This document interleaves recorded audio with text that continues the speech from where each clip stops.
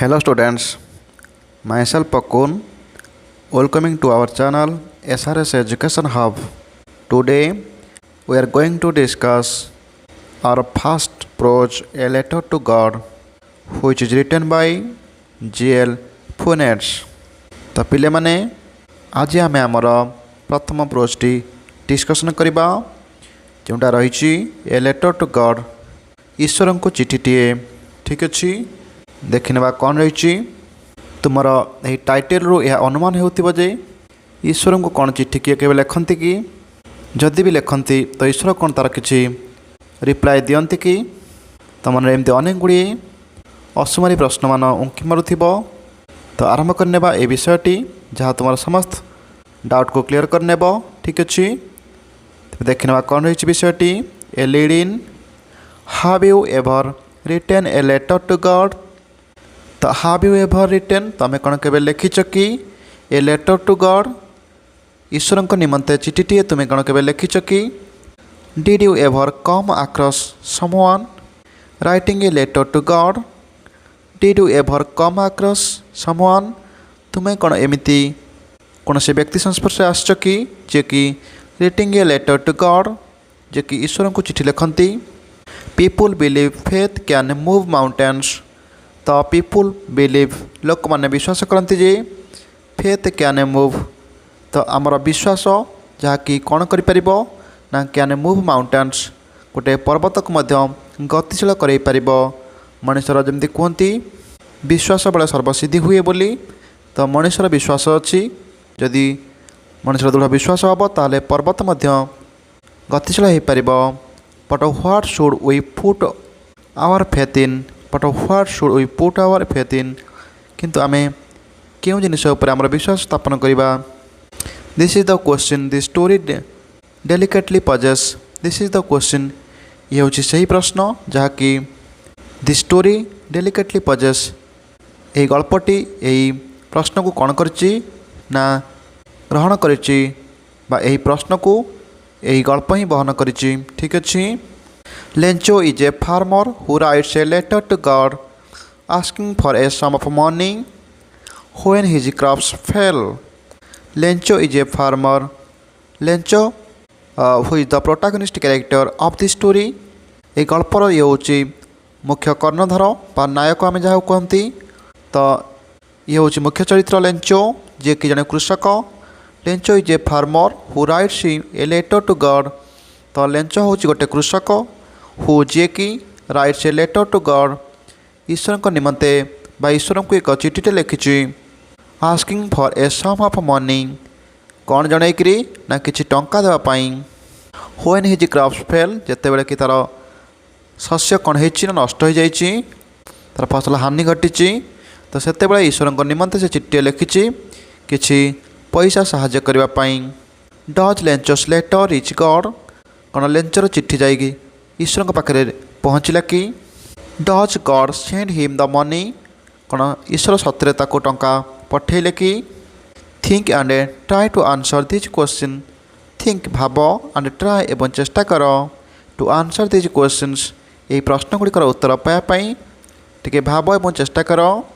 Before you begin to read the story यही गल्पटी पढ़ा आरंभ करने पूर्व ट्राई टू इमेजिन टे कल्पना करने चेष्टा कर हाउ इट वुड डेभलप या किमती अग्रगति घटी and what conclusion it might arrive at and what conclusion एवं क्यों सिद्धांत क्यों निष्पत्ति ये माइट अराइव एट या शेष में पहुँची। तो भाव यार शेष अंतिम कौन हो प्रश्न क्यों सिद्धांत आसी मैंने उपनीत होते यह आम यही गल्प पढ़ा पर जापर। ठीक अच्छे तो तुम मन टे कल्पना करुता। तो आम देखीदे एटा थिला एबाउट द स्टोरी आम एबे देखी नेबा एबाउट द ऑथर। तो लेखक परिचय ग्रेगरियो लोपेज फुनेस। तो G.L. फुनेस का पूरा नाटी हूँ Gregorio Lopez Funes who was born 1895 and died in 1966 जे कि 1895 मसीह जन्मग्रहण करते 1966 मसीह मृत्युवरण करते। वाज ए मेक्सिकान नोवेलिस्ट ये होती मेक्सिकान। तो तांकर ओरिजिन हूँ मेक्सिकान जे कि मेक्सिकोर जन अधिवासी जे एकाधारे अटन जड़े नोवेलिस्ट पोएट एंड जर्नलिस्ट।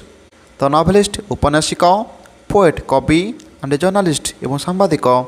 तो ये ग्रिगारियो लोपेज फुनेर्स जे कि जड़े मेक्सिकोर औपन्यासिक कवि एवं सांबादिक मध्य। Funes started writing at the age of 15। मात्र 15 वर्ष बयस से लेखा आरंभ कर देथिले। अर्थात तांकर साहित्य जो दखल रही लिटरेचर लेखा से मात्र 15 वर्ष बयस आरंभ कर देथिले। व्हेन द मेक्सिकान रिवोल्यूशन बिगान, जिते बड़े मेक्सिको रिवोल्यूशन आरंभ होता बा विप्लव बा क्रांति आरंभ होता से समय से लेखालेखि आरंभ कर देथिले। Many of his books are related to the civil conflict. The conflict अर्थ द्वंद्व। तो तांकर मेनी ऑफ हिज बुक्स तांको लेखा मध्यरु अनेक गुड़िए क्या सहित संपर्कित ना रिलेटेड टू सिविल कन्फ्लिक्ट। तो प्रशासनिक द्वंद्व वा समस्या उपर आधारित।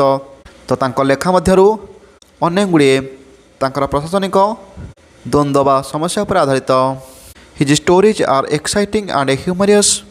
हिज स्टोरीज तांकर गल्प गुड़िक आर एक्साइटिंग एंड ह्यूमरियस, अति उत्कंठा भरा बा उत्कंठित एंड ह्यूमरियस एवं हास्यरस भरा। Many of his works are concern with the operation of Americans. तो मेनी ऑफ हिज वर्क्स तांकर अनेक गुड़िए कार्य बा अनेक गुड़िए लेखा आर कनसर्न संश्लिष्ट तो with the operation of Americans. तो अमेरिका माने जो जुलम बा अत्याचार करथिले तारि उपरे तांकर अधिकांश लेखा संश्लिष्ट बा आधारित। ठीक अच्छे, जोटा कि अमेरिका मानकर तांको ऊपर जो जुलम बा अत्याचार होता ता ऊपर वर्णना कराई बा सहित संपर्कित तार अधिकांश लेखा। ठीक अच्छे। He was awarded the national prize of arts and science in 1935। तो ही वाज अवार्डेड सम्मानित होते the national prize of arts and science. तो कला एवं विज्ञानर जातीय पुरस्कार से पाई 1935 मसीह। ठीक अच्छे, ये थिला लेखक परिचय। तो ये देखने कौन रही B the text. The house the only one in the entire valley sat on the crest of a low hill. तो द हाउस तो निर्दिष्ट भाव में गोटे घरटीए जे कि the only one in the entire valley, समग्र उपत्यकार ये हूँ केवल एकमात्र गोटे घर जोटा कि sat on the crest of a low hill, गोटे कम उच्चता विशिष्ट पहाड़र। क्रेस्ट मीन शीर्ष। ठीक अच्छे, जहाँ आम पीक बोली कही था। तो गोटे छोट पहाड़र शीर्ष बा चूड़ी उपरे एकमात्र गोटे घर रही जोटा कि समग्र उपत्यकार एकमात्र घर। तो आम देखा भैली कौन ना उपत्यका। देख सपोज इटी गोटे पर्वत अच्छी, तो इटी गोटे पर्वत अच्छी। तो यार जो मझी दुईटी उच्चभूमिर मझी जो संकीर्ण अंचल थाए समतल अंचल ताकमें भैली बा उपत्यका बोली कही था। ठीक अच्छे, मीन्स दिस एरिया। ठीक अच्छे, यही अंचलटा हूँ उपत्यका। तो ये उपत्यकार गोटे छोट पहाड़ रही जो छोट पहाड़र ऊपरी भाग को अर्थात चूड़ी ये जगह कौन है गोटे छोट घर रही। ठीक अच्छे, from the hate one would see the river and the flowing of a ripe corn dotted with the flowers that always promised a good harvest. From the height one would see, से उच्चतारू one would see जन देखी पारिबो the river नदी को and the field of ripe corn तार से पाचिला शस्य क्षेत्र को बा जमी को देखी पारिबो से उच्चतारू जोटा कि dotted with the flowers that always promised a good harvest. dotted with earth cover हुई आच्छादित। ठीक अच्छे, गोटे बड़ एरिया जोटा कि आच्छादित होता है ताकि आम डॉट बोली कही था जोटा कि क्या द्वारा आच्छादित होता है ना फ्लावर्स फूल गुड़िक द्वारा आच्छादित होता है। That always promised a good harvest, गोटे भल अमल देवार जहाँ प्रमिज करता है अर्थात इंगित करता है सूचना देता है। अर्थात एत सुंदर पुष्प गुड़िक अंकुरोदगम होती कृषि क्षेत्र में जोटा कि परवर्ती समय एक सुंदर भल अमल देवार इंगित करता है। ठीक अच्छे, तो आम देखिले गोटे समग्र उपत्यकार छोट पहाड़र ऊपरी भाग में एकमात्र गोटे घर रही जो समग्र कृषि क्षेत्र पाखर बहुत नदी इत्यादि भल भाव देखा जाए। The only thing the earth needed was, केवल एकमात्र जिनस कि से जमीटी नीडेड वाज ए डाउनपोर, गोटे वर्षा आवश्यक करुला और आटलिस्ट ए शावर कि अति कम गोटे झिपझिप वर्षा से आवश्यक करुला कारण से कृषि क्षेत्र में अति सुंदर पाचिला फूल गुड़िक देखा और यहाँ पर गोटे भल अमल दे पार सी यह जमापड़ी किंतु से जमीटी सुखी जाइए अर्थात से जमी केवल किसी वृष्टिपातर आवश्यकता रही। Throughout the morning Lencho who knew his field intimately had done nothing else but see the sky towards the northeast. Throughout the morning, तो पूरा सकाल सारा Lencho who knew his fields intimately Lencho से कृषक ना हूँ Lencho जी कि who knew his field intimately तार कृषि क्षेत्र को जी अति भल भाव जानी अति घनिष्ठ भाव जानी कारण जेहेतु से कृषक तार कृषि क्षेत्र सहित से अति घनिष्ठ भाव जड़ित थिला तेणु जी कि तार कृषि क्षेत्र को अति भल भाव जानी had done nothing किसी कर नथिला else आउ but see the sky towards the north east केवल से उत्तर पूर्व आकाश को चाहूला कारण जी कष्ट करी फसल उपजाई बा तार शेष बेल को से केमती छाड़देव तेणु तार जमी सहित अति घनिष्ठ भाव अच्छी और से जापर कि मो फसल केवल मुदाए वर्षार आवश्यकता अच्छी तेणु से उत्तर पूर्व आकाश को चाहूला कारण आम जानते उत्तर पूर्व कोण जहाँ आम ऐशान्य क्रम कही था तो से दिगरे वर्षा उपजिले ता संभवतः निश्चिंत वर्षा होता है तेणु से आशा रखी से कौन करा ना सका पूरा दिन तमाम से केवल उत्तर पूर्व दिगर कौन को चाहूला कि वर्षा आशार तार फसल पाई ठीक अच्छे। Now we are really going to get some water woman तो नाउ बर्तमान we are really going to get some water बर्तमान प्रकृत में आम कि वर्षा पायापी जाऊे ओ मैन अर्थ किए ना लेंचर वाइफ लेंचो ता स्त्री कहूँ कि देख आम बर्तमान किसी वर्षा निश्चिंत पाइबा जाऊे the oh man who was preparing super replied the oh man तो से तार स्त्रीटी जी कि हु वाज प्रिपेयरिंग जे प्रस्तुत करुला सुपर तो संध्या पर हल्का भोजन पाई जे प्रस्तुत करुला रिप्लाइड से प्रत्युत्तर देला येस गॉड विलिंग हाँ ईश्वर से चाहतु बा से इच्छा करूँ बा तुम इच्छा पूर्ण हो अर्थात ईश्वर तुम इच्छा पूर्ण करूँ बोली से कहला।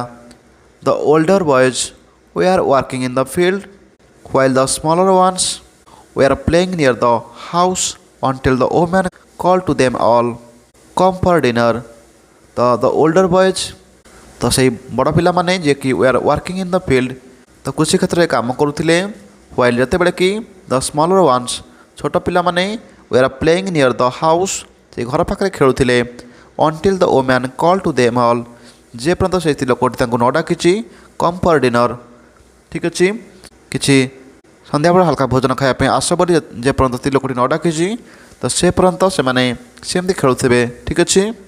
It was during the meal that just as Lencho had predicted तो it was during the meal तो से खाद्य खाइबा समय ड्यूरिंग तो से समय तो it was during the meal that तो ये खाद्य खावा समय just as Lencho had predicted तो जेपरिक लेंचो प्रेडिक्ट करता आकलन करवा पूर्वानुमान करवा तो लेंचो जिमती आकलन करथिला से अनुसार कौन है ना big drops of rain began to fall big drops बड़ बड़ वर्षा बुंदा बिगान टू फॉल पड़वा को आरंभ कला तो लेंचो जिमती भाभी तार भावना मुताबक सेमती बड़ बड़ वर्षा टोपा पड़वा को लगिला। In the north east huge mountains of clouds could be seen approaching in the north east तो उत्तर पूर्व भागर से कोणरू ह्यूग माउंटेन्स तो से कह कथा बहुत बड़ बड़ ह्यूग माउंटेन्स ऑफ क्लाउड्स तो बादलर बड़ बड़ पर्वत खंड अर्थात विशाल विशाल बादल दल कहते ठीक अच्छे। ह्यूग माउंटेन मीन्स बड़ बड़ पर्वत अर्थात पर्वतमाला परी बादल खंड कौन होती ना कुड बी सीन अप्रोचिंग तो से अग्रगति कला आगेला भली यह देखागला ठीक अच्छे। अर्थ से देखिपारा जे उत्तर पूर्व भागरू बड़ बड़ बादल खंड सब प्रभावित होती जहाँ को eighty big mountains Hugh mountains तुलना कर the air was a fresh and sweet the air was fresh तो से वायुटी अति सतेज एवं सुंदर थिला स्वीट मीन्स अति आनंददायक थिला ठीक अच्छे शांत सुशीतल थिला। The man went out for no other reason than to have the pleasure of feeling the rain on his body the man तो द मैन किए तो से लोकटी बा लेंचो वेंट आउट बाहर को गला फॉर नो अदर रीजन अन्य कारण पाई नुहे then to have the pleasure केवल आनंद पाइबापी of feeling the rain on his body ता शरीर उपरे वर्षा टोपा पड़ार जो अनुभव से आनंद नापी से बाहर को गला अन्य किसी कारण पाई नुहे। एंड व्हेन ही रिटर्न ହି ଏକ୍ସକ୍ଲେମ୍ଡ। ଏବଂ ଯେତେବେଳେ ସେ ଫେରିଲା ମାନେ ସେ ବାହାରୁ ବର୍ଷାରେ ଟିକେ ଓଦା ହୋଇ ଫେରିଲା ଘର ଭିତରକୁ, ହି ଏକ୍ସକ୍ଲେମ୍ଡ ସେ ବିସ୍ମିତ ହୋଇ କହିଲା, these are not rain drops falling from the sky, they are new coins. ତ ସେଇ ବର୍ଷା ଟୋପା ତା ଉପରେ ଯେଉଁ ପଡ଼ିଲା ତାକୁ ସେ କେମିତି ଅନୁଭବ କଲା ନା, these are not rain drops falling from the sky, ଆକାଶରୁ ଏଇଗୁଡ଼ାକ ବା ଏଇ ବର୍ଷା ଟୋପା ପଡ଼ୁନାହିଁ, ବରଂ ଦେ ଆର୍ ନ୍ୟୁ କଏନ୍ସ, ସେସବୁ ନୂଆ ମୁଦ୍ରା ପରି ଲାଗୁଛି। ଠିକ୍ ଅଛି। ତ ଆମେ ଯେଉଁ କଏନ୍ସ ବ୍ୟବହାର କରେ ତ ସେଇ ଆମର ଯେଉଁ ମୁଦ୍ରା, ତ ସେ କହୁଛି କି ଆକାଶରେ ବର୍ଷା ଟୋପା ପଡ଼ୁନି, ବରଂ ମୁଦ୍ରା ଗୁଡ଼ାକ ପତିତ ହେଲା ଭଳି ମୋତେ ଲାଗୁଛି। The big drops are 10 cent pieces and the little ones are 5s। The big drops ସେଇ ବଡ଼ ବଡ଼ ବର୍ଷା ବୁନ୍ଦା ଗୁଡ଼ାକ ଆର୍ 10 cent pieces ତାକୁ 10 ପଇସା ଭଳି ଲାଗୁଛି, and the little once R 5s ଏବଂ ଛୋଟ ଟୋପା ଗୁଡ଼ିକ ତାକୁ 5 ପଇସା ଭଳି ଲାଗୁଛି। ସେ କହିବା କଥା ଏତେ ଖୁସିରେ ଆତ୍ମବିଭୋର ହୋଇଯାଇଥିଲା ଯେ ସେ କହିଲା କି ଏ ଯେଉଁ ବର୍ଷା ଟୋପା ପଡ଼ୁଛି ତା ଆକାଶରୁ ମୋତେ ବର୍ଷା ଟୋପା ଭଳି ଲାଗୁନି, ବରଂ 5 ପଇସା 10 ପଇସା ମୁଦ୍ରା ଭଳି ମୋତେ ଲାଗୁଛି ବର୍ଷା ଟୋପା ଗୁଡ଼ିକ। ଠିକ୍ ଅଛି। With a satisfied expression he regarded the field of ripe corn with its flowers draped in a curtain of rain. ଠିକ୍ ଅଛି।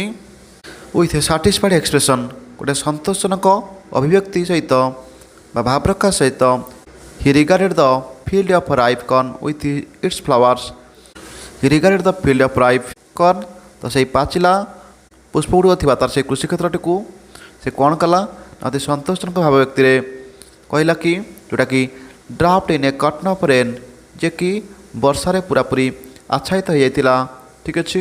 ତ ତା'ର ସମ୍ପୂର୍ଣ୍ଣ ସେଇ ପାଚିଲା ଫୁଲ ଧରିଥିବା ଶସ୍ୟ କ୍ଷେତ୍ରଟି ପୁରା ବର୍ଷାରେ ଭରପୁର ହୋଇଗଲା, ସନ୍ତୋଷତା ବ୍ୟକ୍ତ କଲା। But suddenly a strong wind began to blow and along with the rain very large hailstones began to fall. ତ ଏ ପର୍ଯ୍ୟନ୍ତ ସେ ଖୁସି ଥିଲା, କିନ୍ତୁ ଏଇଠି କ'ଣ ହେଲା, but suddenly a strong wind began to blow, କିନ୍ତୁ ହଠାତ୍ ଏ ଷ୍ଟ୍ରଙ୍ଗ ୱିଣ୍ଡ ଗୋଟେ ଜୋରରେ ପବନ ବହିବାକୁ ଆରମ୍ଭ କଲା। ବ୍ଲୋ ଅର୍ଥ ବହିବା। ଠିକ୍ ଅଛି। ତ ଏଇଠି ହଠାତ୍ ଗୋଟେ ବଡ଼ ଜୋରରେ ପବନ ବହିବାକୁ ଲାଗିଲା। And along with the rain very large hailstones began to fall, ଏବଂ ଆଲଙ୍ଗ ୱିଥ୍ ଦ ରେନ୍ ଏବଂ ବର୍ଷା ସହିତ ଭେରି ଲାର୍ଜ ହେଲଷ୍ଟୋନ୍ସ ବଡ଼ ବଡ଼ କରକାପାତ, ହେଲଷ୍ଟୋନ୍ ମିଶି କରକାପାତ ଯେଉଁଟାକି ଜଳର କଠିନ ଅବସ୍ଥା ଆମେ କୁହେ, ଟିକିଟିକି ମିଶ୍ରି ଖଣ୍ଡ ଭଳି ପଡ଼ନ୍ତି, ଯାହାକୁ ଆମେ ବରଫ ଖଣ୍ଡ କହିଥାଉ। ତ along with the rain very large hailstones began to fall, ବଡ଼ ବଡ଼ କରକାପାତ ହେବାକୁ ଲାଗିଲା ବା ବଡ଼ ବଡ଼ ବରଫ ଖଣ୍ଡ ସବୁ ପଡ଼ିବାକୁ ଲାଗିଲା। ତ ଠିକ୍ ଅଛି। ତ ସେ ହଠାତ୍ ଖୁସି ହୋଇଗଲା ବର୍ଷା ଦେଖିକିରି, ଏବଂ ବର୍ଷାର ବିନ୍ଦୁ ଗୁଡ଼ିକ ସେ 5 ପଇସା ବା 10 ପଇସା ମୁଦ୍ରା ଭଳି ତୁଳନା କରିଛି, କିନ୍ତୁ ହଠାତ୍ ତା'ର ଖୁସି ଆଉ ରହିଲା ନାହିଁ, କାରଣ ଜୋରରେ ପବନ ବହିବାକୁ ଲାଗିଲା ଏବଂ ବର୍ଷା ସହିତ ପବନ ବହିଲା ଏବଂ ପବନ ସହିତ କରକାପାତ ମଧ୍ୟ ହେବାକୁ ଲାଗିଲା, ବଡ଼ ବଡ଼ ବରଫ ଖଣ୍ଡ ସବୁ ପଡ଼ିବାକୁ ଲାଗିଲା। These truly did resemble new silver coins. These means ଏଇ ଯେଉଁ ହେଲଷ୍ଟୋନ୍ସ, ତ ଏଇ ଯେଉଁ ହେଲଷ୍ଟୋନ୍ସ ବା କରକାପାତ ଗୁଡ଼ିକ କ'ଣ ହେଲା ନା, ଦିଜ୍ ଟ୍ରୁଲି ଡିଡ୍ ରିଜେମ୍ବଲ୍, ସେ ପୁରା ଏକା ଭଳି ଦେଖାଗଲା। ରିଜେମ୍ବଲ୍ ମିନ୍ସ ଆଜ୍ ସେମ୍ ଆଜ୍, ଏକା ପରି। ଠିକ୍ ଅଛି। ନ୍ୟୁ ସିଲଭର କଏନ୍ସ, ସତେ ଯେମିତି ନୂଆ ରୂପେଲି ମୁଦ୍ରା ଭଳି ଦେଖାଉଥିଲା, ତା ଚକଚକ୍ ମାରୁଥିଲା। ତ ପିଲାମାନେ କୋଶ୍ଚିନ୍ ଆସେ ବର୍ଷାଟା କେମିତି ଲାଗିଲା ଏବଂ ହେଲଷ୍ଟୋନ୍ କେମିତି ଲାଗୁଥିଲା। ତ ବର୍ଷା ଲାଗୁଥିଲା ଯେଉଁ ଆମର 5 ବା 10 ପଇସା ବା କଏନ୍ ଭଳି ଲାଗୁଥିଲା, ଏବଂ ହେଲଷ୍ଟୋନ୍ଟା ଲାଗିଲା ସିଲଭର କଏନ୍ ଭଳି, ରୂପା ମୁଦ୍ରା ଭଳି। ଠିକ୍ ଅଛି। ସେ ଓନ୍ଲି କଏନ୍, ଏଇଟା ସିଲଭର କଏନ୍, ଏଟାକୁ ଟିକେ ନଜର କରିବ, ବେଳେ କୋଶ୍ଚିନ୍ ଆସେ ଅପସନ୍ ଏକା ଭଳି ଲାଗେ। ତ ବାସ୍ତବରେ ଏଇ ଯେଉଁ ହେଲଷ୍ଟୋନ୍ ଗୁଡ଼ାକ ତାକୁ ସିଲଭର କଏନ୍ ଭଳି ପ୍ରତୀତ ହେଲା। The boys exposing themselves to the rain ran out to collect the frozen pearls। The boys exposing themselves, ତ ସେହି ପିଲାମାନେ ନିଜକୁ ଅତି ଖୁସିରେ ଆତ୍ମବିଭୋର ହୋଇ ଏକ୍ସପ୍ଲୋଜନ୍ ତ ବିସ୍ଫୋରିତ ହେବା, ସେମାନେ ହଠାତ୍ କ'ଣ କଲେ ନା ଅତି ଖୁସି ହୋଇ ବାହାରକୁ ଆସିଗଲେ, ସେ ବର୍ଷାକୁ ଆସିଗଲେ। And ran out to collect, ବାହାରକୁ ଦୌଡ଼ି ଯାଇ କ'ଣ କଲେ ନା କଲେକ୍ଟ ଦ ଫ୍ରୋଜେନ୍ ପିଅର୍ସ, ସଂଗ୍ରହ କଲେ ସେହି ଫ୍ରୋଜେନ୍ ଅର୍ଥ ବରଫର ମୁକ୍ତା ଗୁଡ଼ିକୁ। କାରଣ ଆମେ ଜାଣିଛେ ଟିକିଟିକି ଯେଉଁ ପଡ଼ିଥିବା ଫ୍ରୋଜେନ୍ ଗୁଡ଼ାକୁ ସେ କ'ଣ କଲେ ନା କଲେକ୍ଟ କରିବା ପାଇଁ, ସଂଗ୍ରହ କରିବା ପାଇଁ ପିଲାମାନେ ବାହାରକୁ ଆସିଗଲେ ଅତି ଖୁସିରେ। ଠିକ୍ ଅଛି। It's really getting bad now exclaimed the man, ତ ସେଇ ମ୍ୟାନ୍ ବା ଲେଞ୍ଚ କ'ଣ କଲା, ହଠାତ୍ ବିସ୍ମିତ ହୋଇଗଲା ଏବଂ it's really getting bad now, ବର୍ତ୍ତମାନ ଏହା ଆହୁରି ଖରାପ ହେବାକୁ ଯାଉଛି ବୋଲି କହିଲା। I hope it passes quickly, ମୁଁ ଆଶା କରୁଛି ଏହା ଖୁବ୍ ଶୀଘ୍ର ଚାଲିଯିବ। It did not pass quickly, କିନ୍ତୁ ଏହା ଶୀଘ୍ର ଅତିକ୍ରମ କଲା ନାହିଁ ବା ଏହି ବର୍ଷାଟି ଛାଡ଼ିଲା ନାହିଁ। बा ये जो हेलस्टोन पड़ूला ताहा थमिलानी। For an hour the hail rained on the house. For an hour प्राय 1 घंटा पर्यंत द हेल से करकापात गुड़िक रेन्ड ऑन द हाउस से घर उपर वृष्टिपात होगा लगिला। The garden the hill side the cornfield on the whole valley. से आउ केउठी कौन से वर्षा है ना से जो करकापातटी वर्षा होता जहाँकि on the house the garden the hill side the cornfield on the whole valley. तो घर उपरे गार्डन बगीचा उपरे हिल साइड पहाड़ पार्श्ववर्ती अंचल द कॉर्नफिल्ड तो सही शस्य क्षेत्र में ऑन द होल वैली समग्र उपत्यका उपरे प्राय 1 घंटा धरी ये करकापात वर्षा होगा लगिला। द फील्ड वाज व्हाइट आज इफ कवर्ड विथ सल्ट। से पड़ियाटी पूरापूरी धड़ा देखागला जमीक आज इफ जेपरिक कवर्ड विथ सल्ट पूरा लुण मराही बा लुण आच्छादित हो जाइए। तो से तापर एमती हेलस्टोन वृष्टिपात है जे तो सारा कृषि क्षेत्रटी पूरा स्वच्छ धड़ा देखागला सतमी तापर लुण बिछा देखा से कवर हो जाता। Not a leaf remained on the trees. Not a leaf आदम गोटी बेले पत्र से गचर आ रही नहीं। The corn was totally destroyed संपूर्ण शस्य नष्ट हो जाता। The flowers were gone from the plant. The flowers तो से पुष्पगुड़िक were gone from the plants से प्लांट बा उद्दर बा गचरू से फुलगुड़ा सब झड़ी जाता। Lencho's soul was filled with sadness. लेंचर आत्मा पूरापूरी दुखरे भरीगला अर्थात लेंच हृदय पूरापूरी दुखरे भरी जाइतिला। When the storm had passed जेतेबेले झड़टी चलीगला he stood in the middle of the field.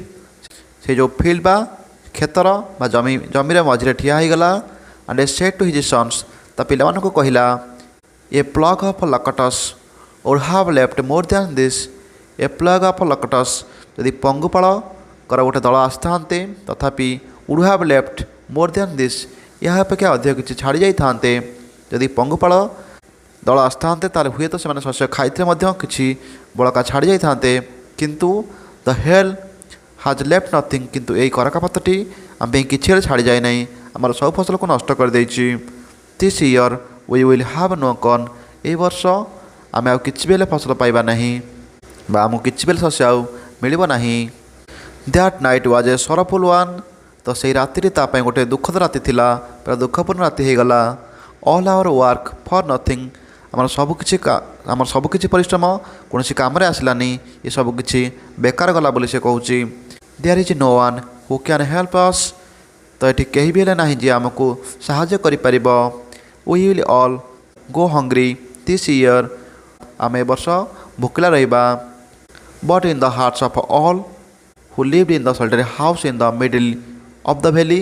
तो से उपत्यकार मध्यभागे से एकाकी बा निसंग घर रोकता से लोकटर हृदय केवल गोटी मात्र आशा थिला कि there is a single hope केवल एकमात्र आशा थिला हेल्प फ्रॉम गॉड जे ईश्वर ठार साहाय्य जे केवल ईश्वर ही मत साहाय्य करि बोली। तो से लोकटर भरोसा थिला। ठीक अच्छे don't be so upset even though this seems like to a total loss. Remember no one dies of hunger.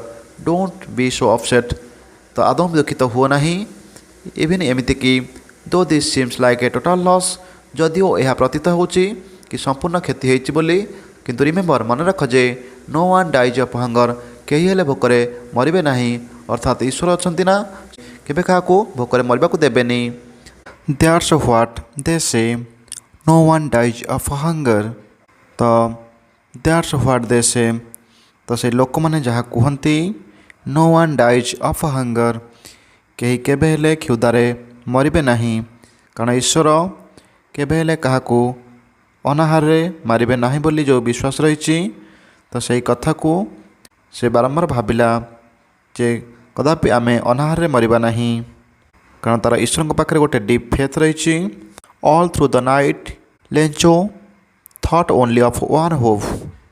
All through the night तो सारा राति लेंचो थॉट लेंचो चिंता कला ओनली ऑफ वन होप केवल एकमात्र आशा विषय रे तार केवल एकमात्र आशा से विषय से भाविला।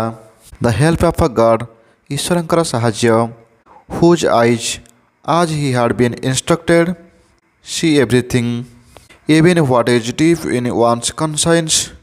तो से ईश्वर साहाय्य विषय चिंता कला से भाविला कि हुज आइज जार आखि आज ही हाड बीन इंस्ट्रक्टेड जमी सूचित अच्छी जमी से शुणी जानी जे ईश्वर दृष्टि सब उपर पड़ुची सी एवरीथिंग से सबकि देखती इवन एमती कि what is deep in one's conscience एमती कि what is deep in one's conscience जनकर विवेक बा जनकर अंतर भितर कौन अच्छी ताकू से देखिपारती बा जानीपारती कारण से तो ईश्वर अन्य नाम हूँ अंतर्जामी से अंतर कथा बुझीपारती तो यही कथा को लेंच भाभी कि जे ईश्वर सबकि देखती दृष्टि प्रत्येक जिनिस उपर रही एमती कि आमर अंतर वेदना बा अंतर कथा ईश्वर बुझीपारती बा देखिपारती बोली लेंचो वाज आन ox of a man Lencho थिला बलद परी गोटे मनीष अर्थात working like an animal in the fields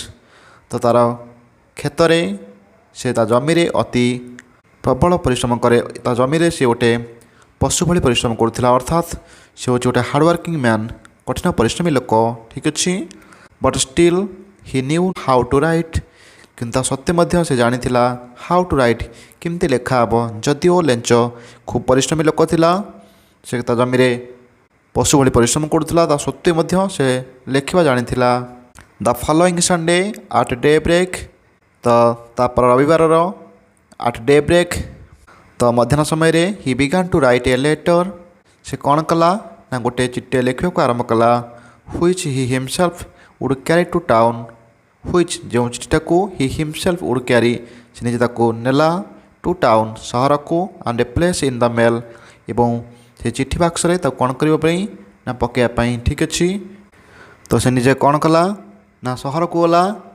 से चिट्ठी को लेखिकी नहीं पोस्टाल पठाइबापी it was nothing less than a letter to God तो यही चिठीटा ईश्वर पाक चिठी किसी कम नाला अर्थात यही चिठीटा ईश्वर पाखक ही था ठीक अच्छे गॉड ही रोट से लिखला कि तो तार प्रथम स्टार्टिंग रहा गॉड हे भगवान ही रोट से लिखला if you don't help me जदि आपण आमको साहाय्य न करती my family and I will go hungry this year मो परिवार एवं मु आमे अनाहार रहबु ए वर्ष I need a 100 pesos in order to sow my field again and to live until the crops comes because the hailstone ... तो चिट्ठी लिखला हे ईश्वर जदि आपण आमको साहाय्य न करेंगे ताले मु एवं परिवार ये सारा वर्ष अनाहार रहिबे कारण I need a 100 pesos in order to sow my field again तो मु आवश्यक करुच्ची 100 pesos तो ये से लाटिन अमेरिकार मुद्रा पेसोज ठीक अच्छे टंका आमर जमती सेमती तो सी देशर मुद्रा हिसाब से कही कि मोर 100 pesos आवश्यक अच्छी in order to sow my field again कारण मु मोर फसल नष्ट हो जाइए तेणु मो जमी जो मंजी बुणवा ठीक अच्छे तो मो जमी मु आउ थे मंजी बुणापी एवं ता सहित to live until the crops comes एवं ता से जो फसल मु बुणबी से फसल अमल पर्यंत मु चलवाई मोर यही पैसा आवश्यकता अच्छी कारण बिकज द हेलस्टॉर्म कारण से जो बरफ झड़ कौन कर मीन से मो फसल को नष्ट कर देछि एमती सब चिठी लिखी कि हे भगवान मोर सब फसल उजुड़ी जाइए मो घर किसी खायापी ना मु एवं परिवार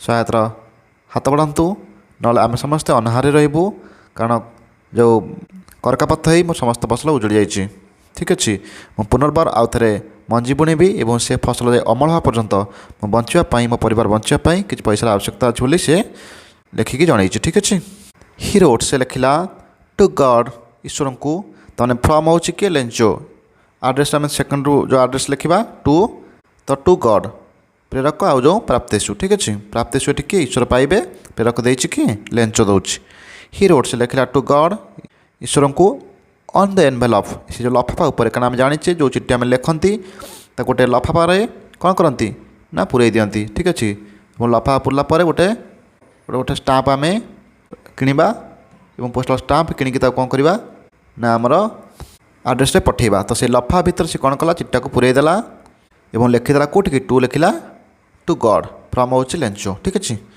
ही रोड से लिखला टू गॉड ईश्वर को ऑन द एनवेलप से लफाफा उपर put the letter inside it एवं पुट द लेटर इनसाइड या भितर चिट्टा पूरेला and still troubled went to town still troubled ये समस्या सत्वे बा असुविधा सत्वे से कौन कला वेंट टू टाउन सहर को गला आर द पोस्ट ऑफिस एवं पोस्ट ऑफिस पाखे हि placed a stamp post office से कौन कला गोटे स्टाम्प लगेला ऑन द लेटर से चिठी उपरे बा से लफाफा उपरे and dropped it into the mail box एवं तापर मेल बॉक्स उपरे कौन कला ना पकईदेला। ठीक अच्छे तापर से कौन कला ना तार से चिट्ठी को स्टाम्प लगेकरी मेल बॉक्स चिट्ठी बॉक्स पकईदेला।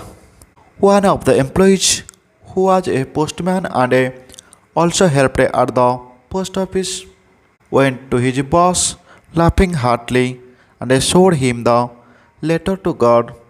One of the employees तो तार समस्त कर्मचारी मान भर जड़े हु वाज ए पोस्टमैन जे जड़े पोस्टमैन थे and also helped at the post office एवं से साहाय्य करते पोस्ट ऑफिस काम went to his boss boss पाखक चलीगले बा पोस्ट मास्टर पाखक चलीगले लाफिंग हार्टली पूरा हृदय भरा हसी हसी एंड शोड हिम एवं तांको देखाइले द लेटर ए चिठी को जोटा कि टू गॉड ईश्वर लिखा थिला तो ईश्वर लिखा थिबा ए चिठी को से जो पोस्ट कर्मचारी पोस्टमैन जनक नहीं पोस्ट मास्टर को देदेले बा देखाइले। ठीक अच्छे नेवर इन हिज कैरियर आज a postman had he known that address never in his career तांको समग्र वृत्तिगत जीवन में आज ए पोस्टमैन तो गोटे पोस्टमैन हिसाब से तांकर समग्र वृत्तिगत जीवन में हाड ही नोन दैट एड्रेस से केबे एपली एड्रेस के पाई नाहांती नेवर मीन्स नॉट एवर केबे नुहे यहाँ नेगेटिव हो जाइए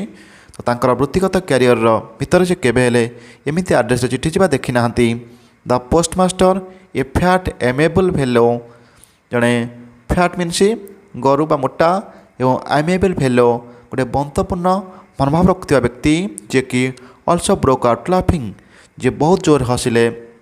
ठीक अच्छे बट ऑलमोस्ट इमिडिएटली हि टर्न सीरियस किंतु हठात से कौन कले तत्क्षणात इमिडिएटली तत्क्षणात हि टर्न सीरियस से या गुरुतर रूपे नेले प्रथमे से पोस्टमैन कथार हसिले और चिट्ठी को देखिए मत प्रबल हसवाक लगे कि पोस्टमास्टर जनक ये कथा गुरुतर सह नेले tapping the later on his desk एवं तांकर डेस्क उपर नहीं से चिट्ठी को थोईदेले कमेंटेड एवं से कमेंटेड निजा मतामत देले कि व्हाट फेथ कि विश्वास ये एक्सक्लेमेटरी सिंबल अच्छी तमाने से विस्मित हो गला कि विश्वास रही सतरे केते विश्वास। आई wish I had the faith of the man who wrote this letter I had the faith कहते आई wish I had the faith मुझे इच्छा करुच्ची I had the faith of the man who wrote this letter ये चिट्ठा जो लिखी भली विश्वास था कि starting up a correspondence with God तो से कौन कले स्टार्टिंग अप ए करस्पॉन्डेंस गोटे चिठी लिखा आरंभ कले विथ गॉड ईश्वर नाम अर्थात से लोकटी देची लेंच देची फ्रम रु टू क्या ना गॉड को तो ये कौन कले ना करस्पॉन्डेंस कले अर्थात पत्र लेखा शैली आरंभ कले विथ गॉड तो गॉड नाम अर्थात से गॉड जगार से निजे रिप्लाई दौरान तो ये से पोस्टमास्टर जनक लिखे कि फ्रम गॉड तो निजे गॉड जगार गॉड भूमिका निजे देवे क्या से जो लेंच को एगेन पठाइबा चिंता करी लिखा आरंभ कले। ठीक अच्छे so in order not to shake the writer's faith in God the postmaster came up with an idea answer the letter so in order not to shake the writer's faith in God यही क्रम से not to shake the writer's faith से चिठी लेखार जो लेखक लिखिं जो ईश्वर प्रति विश्वास रही फेथ रही से शेक मीन दोहलिया भांगीदेवा तो से भांगे चाहिए ना तो सही क्रम से कौन कले the postmaster came up with an idea से गोटे उपाय जुटाइले आंसर द लेटर कहले आम यही चिठीटर उत्तर देवा but when he opened it जिते बड़े से या खोलिले it was evident that to answer it he needed something more than good will ink and paper but when he opened it जिते बड़े से या खोलीदेले लफाफा चिरिकी चिट्टा पढ़ा लगे इट वाज एविडेंट दैट से यह सुस्पष्ट भाव में जानवा पाइले जे टू आंसर इट जे यार उत्तर देवाई ही needed something more then goodwill से कौन चाहूँगी से किसी अधिक आवश्यक कर गुडविल शुभेच्छा इंक एंड पेपर तो कागज और काली शुभेच्छा अपेक्षा से किसी अधिक आवश्यक कर प्रेरक जनक से चिट्टा खोलला पर जानवा पाइले किए ना पोस्टमास्टर। ठीक अच्छे but he stuck to his resolution कि से कौन कले तांकर से निजर रिसोल्यूशन को दृढ़ निष्पत्ति को से कौन कले धरी रखिले he asked for money from his employees तांकर अन्य कर्मचारी मानक से किसी टंका देवाई कहले। He himself gave part of his salary एवं से निजे मध्य gave part of his salary तांको दरमारू किसी अंश देले बा दान कले कारण से चिठी रे लोकटर जो आवश्यकता अच्छी से हृदय अंतर सहकार बुझिले और लोकटी को साहाय्य करने निष्पत्ति नेले एवं से निष्पत्ति मुताबक अन्य समस्त कर्मचारी को किछि किछि टंका देवाई से कहले और निजर दरमारू किछि अंश से आड कले। And several friends of his were obliged to give something for an act of charity एवं सेवराल फ्रेंड्स अनेक बंधु मानक ऑफ हिज वेयर obliged जहाँ से अनुग्रह कर मागिले टू गिव समथिंग किसी देवाई for an act of charity गोटे दातव्य अनुष्ठान भूमिका बा बदान्य व्यक्तिर भूमिका किसी दान करने अनुग्रह कर सांग किसी जोगाड़ कले। ठीक अच्छे निहत भाव में काइंड हार्ट पर्सन होते। It was impossible for him to gather together the 100 pesos किंतु इट वाज इम्पॉसिबल यह असंभव थिला फॉर हिम तांका पक्षरे to gather together the 100 pesos तो संग्रह कर एकजुट करवा 100 pesos तांका पई कष्ट बा असंभव थिला। So he was able to send the farmer only a little more than half so तेणु से तो संग्रह संपूर्ण 100 pesos संग्रह कर पारे जी से पारे से पठाईदे। So he was able to send से पठाइप समर्थ हेले द फार्मर से कृषकटी को only a little more than half a little more than half तो अधारू टी अधिका से पठाइप समर्थ हेले।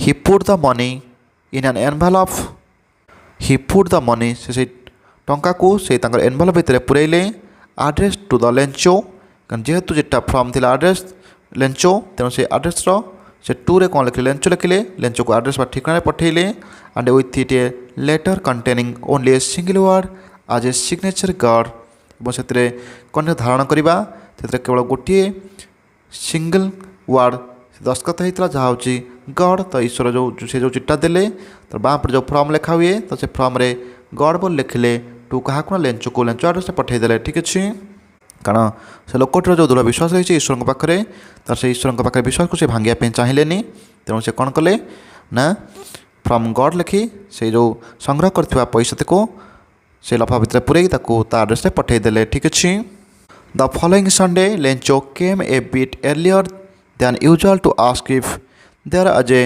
Letter for him the following Sunday तो यहाँ रविवार Lencho came a bit earlier Lencho किसी क्षण पूर्व आसी पहुँचीगला टे बेला बेले आसीगला देन यूजुअल स्वाभाविक अपेक्षा टे बेला बेले आसीगला टू आस्क इफ यह पचारे जे if there was a letter for him जे तापाई कि चिट्ठी आसछि कि नहीं बोली ताने से चिट्ठा देछि एवं तार गभीर विश्वास रही मो चिट्ठा भगवान देथिबे तेणु से सही आशार पोस्ट ऑफिस आसी टे बेला बेले पचारुछु कि मो चिट्ठी किसी आसछि कि नहीं बोली।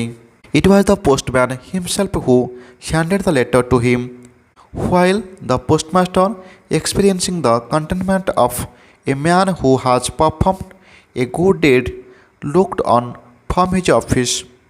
It was the postman himself तो ये होचन से पोस्टमैन जे निजे हु हैंडेड द लेटर से चिट्ठा हाथ को बढ़ाई देले टू हिम तो बढ़ाई देले क्या ना लेंचो को while the postmaster जिते कि से पोस्टमास्टर जनक एक्सपीरियंसिंग द कंटेनमेंट या मीन से साटिस्फाइड कंटेनमेंट मीन से संतोषता व्यक्त करवा। ठीक अच्छे अति संतोषता व्यक्त करुले कारण आम जिते बड़े जन को साहाय्य करदेना हृदय आमको गोटे आनंद अनुभव होता है आम भितर संतोषता देखा जाता है।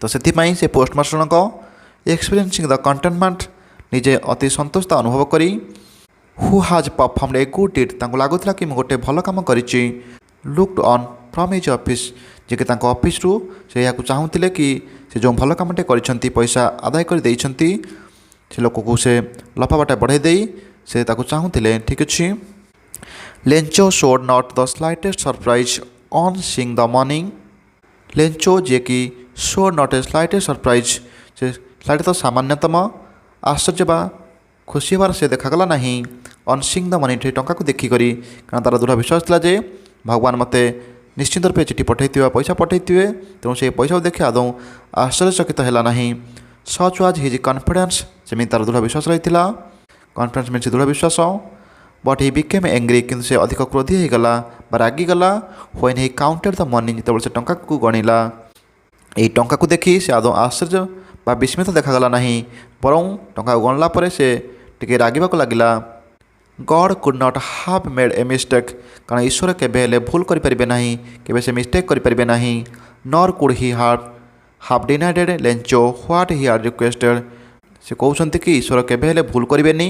ଆଉ କ'ଣ ନା ନର୍ କୁଡ୍ ହି ହାଭ୍ ଡିନାଇଡ୍, ଡିନାଇଡ୍ ବାରଣ କରିବା, ସେ କେବେ ହେଲେ ମନା କରିବେନି ବା ବାରଣ କରିବେନି ଲେଞ୍ଚୋକୁ ହ୍ୱାଟ୍ ହି ହାଡ୍ ରିକ୍ୱେଷ୍ଟେଡ୍, ଯାହା ସେ ଅନୁରୋଧ କରିଥିଲା। ଅର୍ଥାତ୍ ଲେଞ୍ଚୋ ଯେଉଁ 100 ପେସୋ ପାଇଁ ରିକ୍ୱେଷ୍ଟ କରିଥିଲା, ସେ କହୁଛି କି ଈଶ୍ୱର କେବେ ହେଲେ ମୋତେ ମନା କରିବେନି ବା ବାରଣ କରିବେନି କି କେବେ ହେଲେ ଭୁଲ ମଧ୍ୟ କରିବେନି। ତେଣୁ ମୁଁ ଯାହା ଲେଖିଥିଲି ସେଥିରୁ କମ୍ କେମିତି ଆସିଲା ବୋଲି ସେ ଟିକେ ରାଗିବାକୁ ଲାଗିଲା। ଠିକ୍ ଅଛି। Immediately Lencho went up to the window to ask for paper and Inc.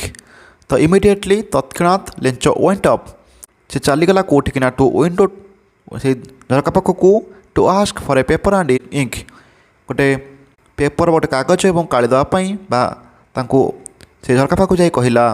On the public writing table, ତ ସେଇ ଜନସାଧାରଣମାନେ ଲେଖୁଥିବା ବା ତାଙ୍କ ଲେଖା ପାଇଁ ଉଦ୍ଦିଷ୍ଟ ଥିବା ଟେବୁଲ୍ ଉପରେ ହି ଷ୍ଟାର୍ଟେଡ୍ ଟୁ ରାଇଟ୍, ସେ ଲେଖିବାକୁ ଆରମ୍ଭ କରିଦେଲା।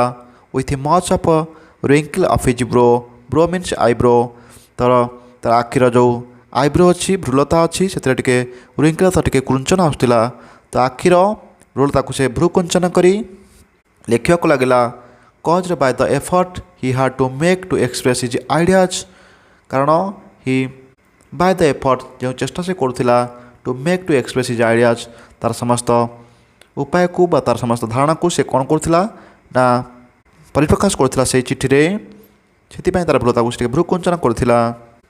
ହ୍ୱେନ୍ ହି ଫିନିଶ୍ଡ, ଯେତେବେଳେ ସେ ସାରିଦେଲା, ମାନେ ଚିଠି ଲେଖା ସାରିଦେଲା, ହି ୱେଣ୍ଟ ଟୁ ଦ ୱିଣ୍ଡୋ, ସେ ଝରକା ପାଖକୁ ଗଲା। ଟୁ ବାଏ ଏ ଷ୍ଟାମ୍ପ, ଗୋଟେ ପୋଷ୍ଟାଲ ଷ୍ଟାମ୍ପ କିଣିବା ପାଇଁ ଗଲା, ଯେଉଁ ଆମେ ଷ୍ଟିକର ବାଡ଼ାଏ ଷ୍ଟାମ୍ପ, ତ ସେଟା ସେ କିଣିଲା। ହ୍ୱିଚ୍ ହି ଲିକ୍ଡ ଆଣ୍ଡ ଦେନ୍ ଆଫିକ୍ସଡ, ଯେଉଁଥିରେ ସେ ଅଠା ମାରିଦେଲା, ଆଣ୍ଡ ଦେନ୍ ଆଫିକ୍ସଡ, ଏବଂ ତାକୁ ସଂଲଗ୍ନ କରିଦେଲା। ଟୁ ଦ ଏନଭେଲପ୍, ସେଇ ଲଫାଫା ଉପରେ, ଚିଠି ଲେଖିଲା ପରେ ଲଫାଫା ଉପରେ ଗୋଟେ ଷ୍ଟାମ୍ପ ବାଡ଼ାଯାଏ, ସେ ଷ୍ଟାମ୍ପଟିକୁ ସେ ବାଡ଼ାଇ ଦେଲା। With a blow of his feast, ଏବଂ ତାକୁ ଟିକେ ଫୁଙ୍କି ଦେଲା। ଫିଷ୍ଟ ଅର୍ଥ ବିଧା ବା ମୁଠା, ବା ଆମେ ହାତ ମୁଠାରେ ତାକୁ ଅଠାକୁ ପେଷ୍ଟ କରିବା ପାଇଁ ସେ ଷ୍ଟାମ୍ପକୁ ଟିକେ ହାଲକା ହାଲକା ତାକୁ ମୃଦୁ ଆଘାତ ଦେଉ, ଅଠାଟି ଯେମିତି ଭଲ ଭାବରେ ଲାଗିଯିବ ଆଉ ତାହା ଷ୍ଟାମ୍ପଟି ଖୋଲିଯିବ ନାହିଁ। ଠିକ୍ ଅଛି। ତ ସେ ଚିଠିଟା ଲେଖିଦେଲା ଏବଂ ସେଇ ଏନଭେଲପ ଭିତରେ ଚିଠିକି ପୁରେଇଲା, ଯେଉଁ ଆମର ପୋଷ୍ଟାଲ ଷ୍ଟାମ୍ପଟେ କିଣି ତାପରେ ବାଡ଼େଇଲା ଏବଂ ତାକୁ ଅଠା ଲଗାଇ ଟିକେ ଟିକେ ହାଲକା ହାଲକା ତାକୁ ମୃଦୁ ଆଘାତ ଦେଲା ଟାଇଟଲି ପେଷ୍ଟ କରିବା ପାଇଁ। ଠିକ୍ ଅଛି। The moment the letter fell into the mail box, ତ ସେଇ ମୁହୂର୍ତ୍ତରେ ସେ ଚିଠିଟାକୁ ସେ କ'ଣ କଲା ନା ମେଲ୍ ବକ୍ସରେ, ଡାକ ବକ୍ସରେ ପକାଇଦେଲା। ଦ ପୋଷ୍ଟମାଷ୍ଟର ୱେଣ୍ଟ ଟୁ ଓପନ୍ ଇଟ୍, ଏବଂ ତାପରେ ପୋଷ୍ଟମାଷ୍ଟର ଗଲା ତାକୁ ଖୋଲିବା ପାଇଁ। ଦେଖିଲେ କି ଚିଠିଟା ପଇସା ଦେଲୁ, ତ ସେ ତାକୁ ନେଇ କ'ଣ ବ୍ୟକ୍ତ କଲା ଏବଂ ତା'ର ଈଶ୍ୱରଙ୍କୁ ଧନ୍ୟବାଦ ଦେଇ ଚିଠି ଲେଖିଛି ନା କ'ଣ ଲେଖିଛି, ତାଙ୍କ ମନରେ ଯେଉଁ କୌତୂହଳ ଆସିଥିଲା ସେଥିପାଇଁ ସେ ଯାଇ ପୁନର୍ବାର ଚିଠିଟାକୁ ଖୋଲି ଦେଖିଲେ। ଇଟ୍ ଇଜ୍ ସେଡ୍, କାରଣ ସେ ଏହା କହିଥିଲା କି God of the money that I asked for only 70 pesos reached me, ଭଗବାନ of the money that I asked for, ଯେତିକି ଟଙ୍କା ପାଇଁ ମୁଁ କହିଥିଲି, ଓନ୍ଲି 70 pesos, ମାତ୍ର 70 pesos ରିଚ୍ଡ ମି, ମୋ ପାଖେ ପହଞ୍ଚିଲା। ସେଣ୍ଡ ମି ଦ ରେଷ୍ଟ, ବଳକା ତାକୁ ମୋତେ ପଠାଇ ଦିଅ। Since I need it very much, ବାସ୍ତବରେ ମୁଁ ଏହାକୁ ଆବଶ୍ୟକ କରୁଛି ବା ମୋ ନିହାତି ଦରକାର, ତେଣୁ ବଳକା ପଇସା ମୋର ପଠାଇ ଦିଅ। But don't send eat two ମି ଥ୍ରୁ ଦ ମେଲ୍, କିନ୍ତୁ ଏଇ ପୋଷ୍ଟାଲ ବା ଚିଠି ମାଧ୍ୟମରେ ମୋତେ ପଠାଅ ନାହିଁ। Because the post office employees R A bunch of crooks, ଲେଞ୍ଚୋ, କାରଣ ସେ କହିଲା କି ତୁମେ ଯେଉଁ ପଇସା ମୋତେ ପଠାଇବ ଏଥର, ତ ତାକୁ ଆଉ ଏଇ ପୋଷ୍ଟାଲ ମାଧ୍ୟମରେ ପଠାଅ ନାହିଁ, କାରଣ ଦ ପୋଷ୍ଟ ଅଫିସ୍ ଏମ୍ପ୍ଲୟିଜ୍, ଏଇ ପୋଷ୍ଟ ଅଫିସ୍ର କର୍ମଚାରୀମାନେ ଆର୍ ଏ bunch of crooks, ଏମାନେ ଅଛନ୍ତି ଠକ ବା ଏମାନେ ଅସାଧୁ ଲୋକ। ଠିକ୍ ଅଛି। ଲେଞ୍ଚୋ ଅର୍ଥାତ୍ ଲେଞ୍ଚୋ ଠାରୁ ଏ ଚିଠିଟା ଦିଆଗଲା କି କାରଣ ସେମାନେ ତୁମେ ଦେଇଥିବା ପଇସାରୁ ମୋତେ 30 pesos ଠକି ଦେଇଛନ୍ତି, 70 ଦେଇଛନ୍ତି, ତେଣୁ ଏଇ ଲୋକ ଗୁଡ଼ାକ ଠକ ଅଟନ୍ତି, ତେଣୁ ତୁମେ ୟାଙ୍କ ମାଧ୍ୟମରେ ଟଙ୍କା ନ ଦେଇ ମୋତେ ବଳକା ଟଙ୍କା ଅନ୍ୟ ମାଧ୍ୟମରେ ଦେବା ପାଇଁ ସେ ପୁନର୍ବାର ଚିଠିଟା ଲେଖିଲା। ଠିକ୍ ଅଛି। ତ ଭାବ ଯେଉଁମାନେ ସାହାଯ୍ୟ କଲେ ତାଙ୍କୁ କେମିତି ଲାଗିଥିବ ତାହା ତୁମେ କମେଣ୍ଟ କରି ଜଣାଇବ। ଏଠି ସରିଯାଇଛି ତୁମର ଏହି ବିଷୟଟି, ତ ତୁମମାନେ ଦେଖିନେବ। ଯଦି କାହାର କିଛି ବି ଡାଉଟ୍ ଥିବ ତ କମେଣ୍ଟ ସେକ୍ସନ୍ ଲେଖି ନେଇପାରିବ। Thank you, thanks for watching.